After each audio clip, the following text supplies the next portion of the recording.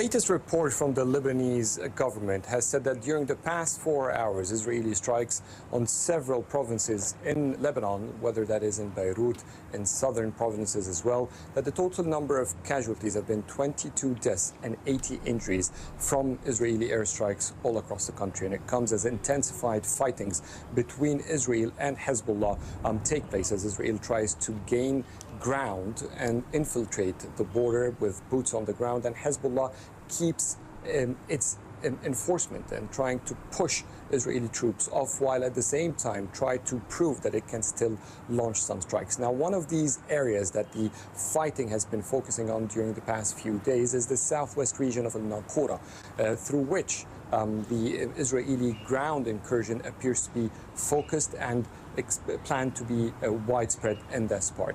I was actually in the southwest yesterday. I went to visit a hospital in Sur, where a missile fell close by to the hospital. Let's have a watch to this package. The October 7th anniversary of the beginning of the war on Gaza saw intensified Israeli attacks on Lebanon's southern city of Sur. 54-year-old Abbas Mazen's house was struck on that day. We were cooking, preparing for lunch, then a missile hit us. I was injured. I don't know where the rest of my family went. Residents here started to evacuate the city about 2 weeks ago. Mazen told me he couldn't take his wife and 2 girls to go anywhere else.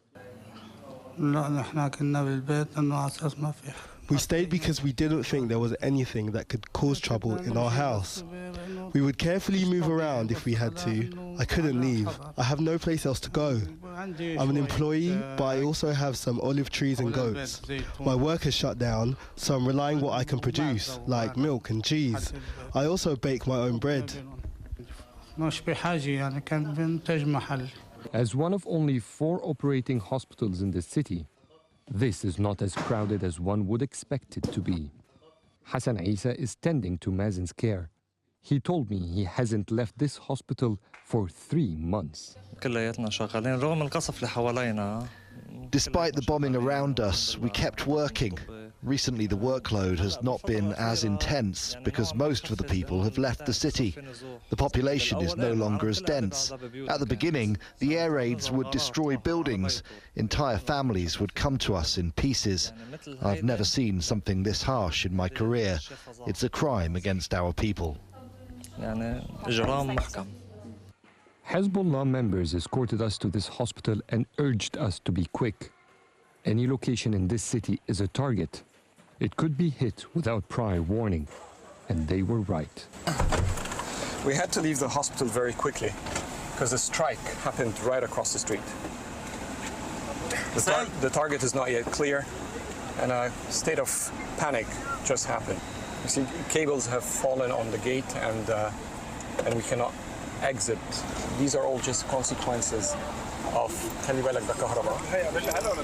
these are electric cables that have fallen.